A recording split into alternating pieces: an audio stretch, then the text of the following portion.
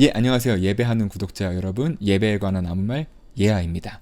오랜만에 인사를 드리게 됐는데요. 밀린 이야기가 엄청 많은데 그거는 좀 나중에 하기로 하고 오늘 급하게 좀 나누고 싶은 이야기가 있습니다. 교회력에는 잘 아시다시피 성경의 이야기와 하나님의 구원 이야기가 시간 속에 이렇게 새겨져 있는 것인데요.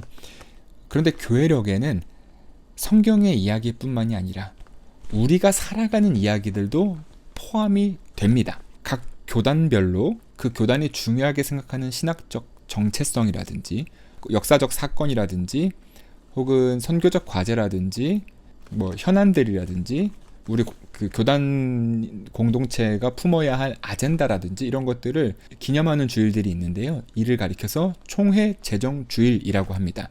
이 총회 제정 주일은 근본적으로 흐르고 있는 교회력과 더불어서 그 교단의 예배를 풍성하게 만드는데 아주 큰 역할들을 합니다. 예를 들면 이런 것들이 있어요. 제가 속한 한국기독교 장로회는 5.18 혹은 4.3 이런 역사적으로 가슴 아팠던 사건들, 그 속에서 피해를 당한 사람들, 그리고 그것을 신앙적으로 우리가 어떻게 바라보고 어떻게 연대해야 되고 어떤 정신을 기억해야 하는가, 어떻게 예언자적 사명을 감당해야 하는가 하는 것을 결단하고 확인하는 시간이 있고요. 그리고 도시농어촌 선교주일, 군 선교주일, 이런 선교적 과제를 다시 한번 확인하는 주일도 있고, 남신도주일, 청년주일, 여신도주일, 이렇게 헌신을 다지는 주일도 있습니다. 뿐만 아니라 신학교육주일, 이런 것처럼 우리 교단 공동체가 관심을 가져야 할 것들에 대해서도 총회 제정주일로 지키고 있습니다. 다가오는 4월 27일은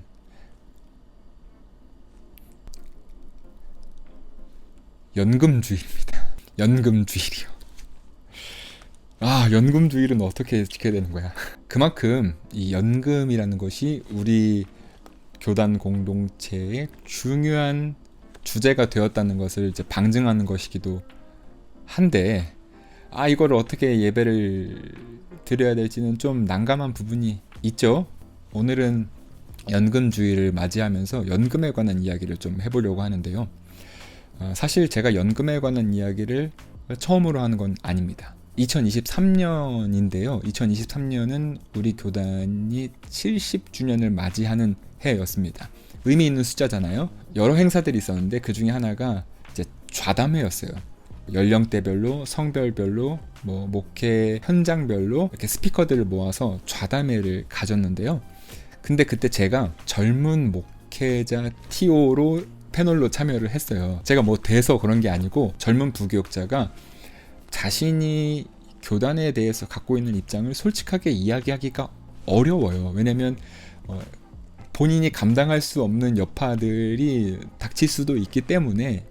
그런데 선뜻 나서기도 어렵고, 또 담임 목사 입장에서는 부교육자가 이렇게 다니면서 교단에 대해서 이야기하는 것이 좀 부담스럽다 보니까 그렇게 선뜻 나서서 부교육자가 이야기를 할 수 있는 경우들이 이렇게 많지는 않은 것 같아요. 근데 제가 두 교회에 걸쳐서 5년 동안 모신 담임 목사님이 있는데요. 아주 훌륭하신 목사님이에요. 그 목사님은 제가 그런 발언들을 할 수 있는 기회가 주어지면 격려해 주시고, 지지해 주시고, 응원해 주시고, 또 보호도 해 주시고 그러시면서 많이 도와주셨습니다. 그래서 이제 나갈 수 있었던 거예요. 제 앞에서 우리 교단이 민주화 시기에 중요한 역할을 하셨던 전 총무님께서 지나놓고 보면 물론 중요한 일들이었지만, 그때는 중요한 일들이었지만 그것에 몰두한 나머지 더 큰 일들, 더 중요한 일들을 우리가 많이 놓쳤다, 이런 말씀을 하시더라고요.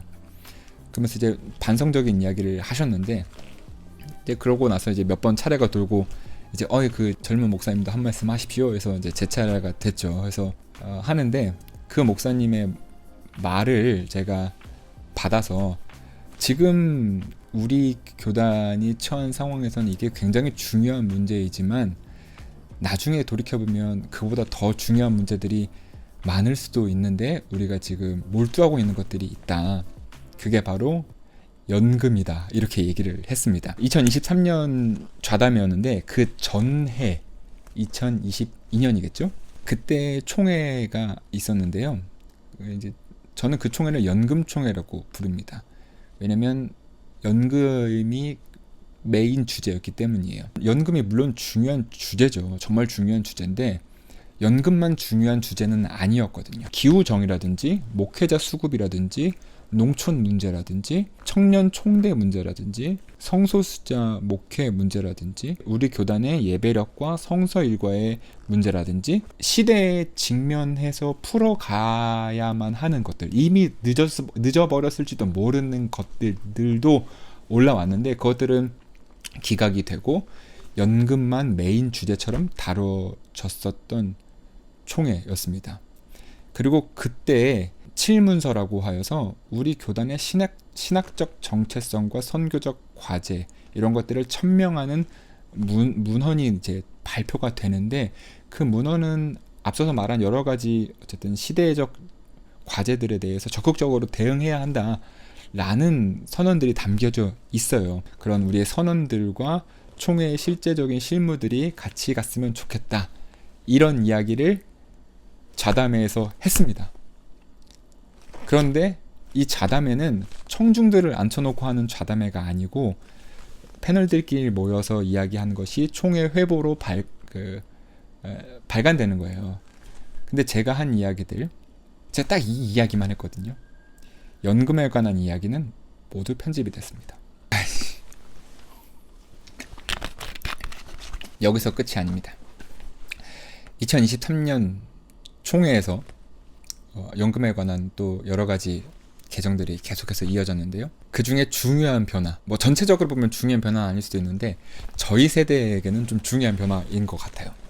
그 전까지는 목사가 연금에 가입하지 않으면 그 사람이 총대가 되거나 총회에서 위원직을 맡을 수가 없습니다. 그런데 2023년 총회에서 바뀐 것이 무엇이냐면 그냥 목사 그 한 사람뿐만이 아니라 그 목사가 속해 있는 교회에 부교역자도 가입을 안 한다면 장로와 목사 모두 그런 위원직과 총대에서 자격을 상실하게 된다. 가질 수 없다. 이게 통과가 된 거예요. 그리고 이것과 더불어서 총회 연금주의를 제정하는 것이 통과가 됐어요. 이게 얼마나 총회가 연금에 대해서 강하게 드라이브를 거는지를 확인할 수 있는 총회였다고 저는 생각을 하거든요. 근데 저는 그 결정이 나고 나서 연금에 가입을 했어요. 왜냐면 그 전까지는 제가 뭐 미국도 왔다 갔다 하고 뭐 좀 가입 시기를 좀 뭐 안 하려고 안 했던 건 아니고 그냥 좀 놓치고 있었는데 법이 그렇게 됐으니까 했죠. 근데 저는 사실 제가 받을 거라는 기대는 안 해요. 제가 연금을 수령할 수 있을 거라는 기대는 전혀 하지 않습니다. 그럼에도 불구하고 제 가족 중에도 연금을 곧 수령할 분이 계시기 때문에 그냥 그 용돈 드린다라는 마음 그리고 저는 제 담임 목사님이 그런 총회나 노회에서 더 적극적으로 활동하셨으면 좋겠고 그리고 그런데 제가 방해가 되고 싶지 않은 마음에 뭐 제가 못 받아도 기꺼이 그냥 냈습니다. 냈는데 말씀드렸다시피 저는 못 받아도 상관이 없거든요. 근데 이 제도가 유지된다면 이렇게 유지되는 게 되어야 하는가? 라는 생각이 전 좀 들었어요. 근데 사실 누구나 알거든요. 이 연금이 저희 세대는 수령이 어렵다는 것을 알아요. 누굴 탓하려는 것은 아니고 좀 속상한 이야기를 하면 제가 신학교에 입학하던 2007년은 우리 교단의 최고점이었어요. 34만인가 33만인가 그랬던 것 같아요. 그런데 작년 2024년의 통계는 19만이에요. 최저점입니다. 최고점에 비해서 40%가 넘게 감소했어요. 그러니까 제가 신학교에 입학할 때만 하더라도 목회자를 많이 배출할 수 있는 교단적 인프라가 아직은 구축되어 있었던 거예요. 그런데 지금은 이 연금 제도가 유지된다면 제가 받아야 될 연금을 내야 하는 지금 10대 혹은 더 어린 세대 과연 이 많은 짐들을 감당할 수 있을까? 물론 교단에서 연금의 재정을 확보하고 지속 가능성을 위해서 여러 가지 노력들을 기울이고 수익 모델을 만들려고 열심히 하고 있지만 뭐 국민연금도 뭐 못하는 거를 뭐 우리 교단이 어떻게 할 수 있겠어요. 목사님들한테 뭐 돈을 못 벌어왔다고 뭐 탓할 건 아니라고 전 생각을 하거든요. 어쨌든 지금 주어지는 환경이 그렇잖아요. 앞으로 점점 더 가파른 역 피라미드 목회자 인구 피라미드가 형성이 될 텐데 점점 아래 세대에게 부담을 전가시키는 게 아닌가라는 생각이 좀 들더라고요. 지금 신학대학원에서도 여러 가지 노력들을 통해서 정원을 계속해서 확보하고 있는 것으로 제가 알고 있어요. 근데 제가 목회 현장에서 목회 실습생들을 만나면서 느끼게 되는 것들이 뭐냐면, 대학원에 진학하는 연령대가 많이 올라갔다는 거예요. 이 이야기는 뭐냐면, 학부를 졸업하자마자 대학원에 진학해서 목회 현장에 들어가는 목회자는 가입 기간이 길잖아요.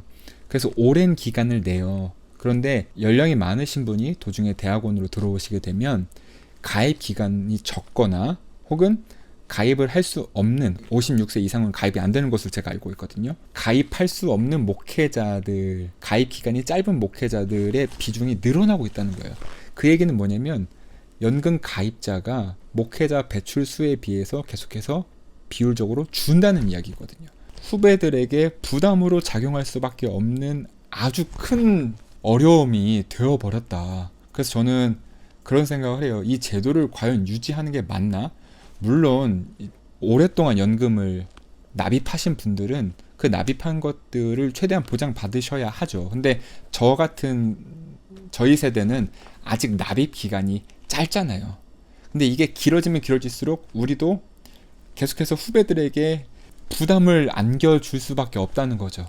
단순히 이게 재정적인 것뿐만이 아니라 우리 교단의 신학적 담론 형성에 있어서도 큰 제약이 된다는 거예요. 왜냐하면 아까도 말씀드렸다시피 2023년의 총회 같은 경우 우리가 감당해야 할 여러 가지 과제들보다도 이 연금이 더 대두가 됐단 말이에요. 이렇게 계속 시간이 흘러가게 되면 우리는 후배들에게 재정적으로는 부담만 물려줄 것이고, 신학적으로는 혹은 목회적으로는 물려줄 것이 안 남아있을지도 모릅니다. 저는 이 현실을 엄중하게 생각을 해야 된다고 생각합니다. 그래서 연금주일, 이게 왜 채택됐는지 잘 모르겠어요.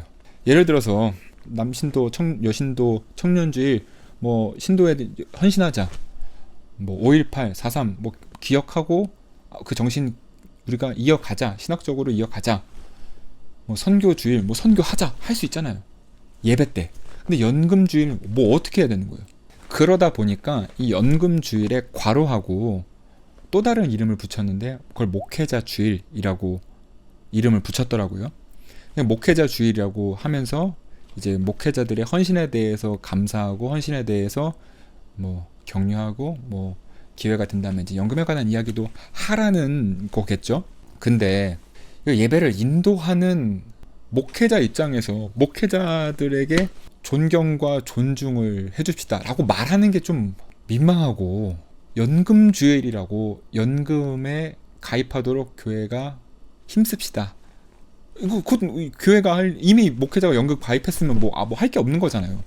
그러니까 이게 예배의 주제로 가져오기에는 연금은 좀 무리가 있다, 그런 생각이 좀 들더라고요. 그래서 이제 목회자 주일이라고 붙여놓은 건데, 근데 목회자에 대한 존경과 존중, 그 목회자의 가오는 어디서 나오느냐 했을 때, 저는 자신의 양들을 위해서 목숨을 아끼지 않으셨던 예수님처럼 자기를 희생하고 헌신할 때 목회자에 대한 존중과 존경도 우러나오게 된다고 생각하거든요.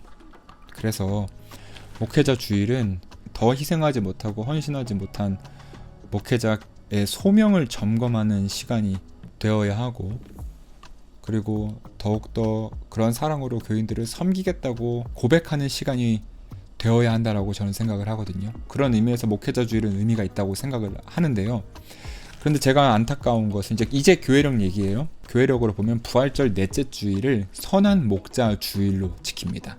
선한 목자 주일은 우리 예수님께서 우리의 선한 목자가 되신다라는 것을 고백하는 날이죠. 우리의 참된 목자는 예수님이시지만 그 목회적 사명을 부여받은, 그리고 그것을 자신의 소명으로 생각하고 헌신하는 목회자들도 그 헌신을 다시 한번 결단하고, 또 선한 목자이신 예수님처럼 바른 목자가 되기로 결단하고, 또 교인들을 더 사랑하겠다는 결단을 품는 날입니다. 저도 기억이 나요. 제가 설교할 때 선한 목자 주일 때 제가 목회자가 되다 보면 나를 위해서 기도해달라는 말보다 다른 사람들 위해 기도하는 경우가 더 많은데 딱 이번 하루만 오늘만큼은 저를 위해서 좀 기도해 주십시오. 제가 좋은 목회자가 될 수 있도록 바른 목회자가 될 수 있도록 여러분 저를 위해서 기도해 주십시오. 라고 설교했던 게 기억이 나요. 목회자 주일에는 총회 재정 주일이 그런 교회력과 조금 더 긴밀하게 연결되어 있었더라면 어땠을까 하는 생각을 합니다. 오늘 연금 얘기를 했는데요.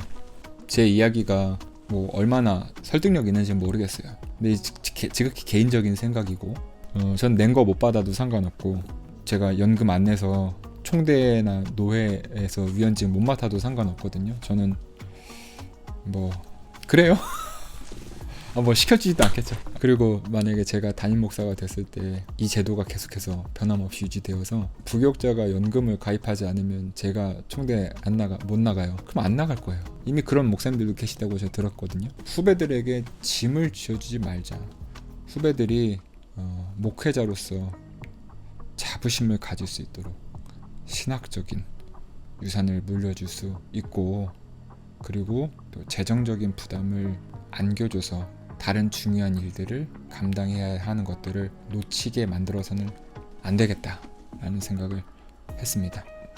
제가 아주 후배를 걱정할 나이는 아니고 한데 과연 후배들에게 무엇을 남겨줄 수 있을까, 후배 목회자들에게 무엇을 물려줄 수 있을까를 진지하게 고민해야 되는 날이라고 저는 생각을 합니다.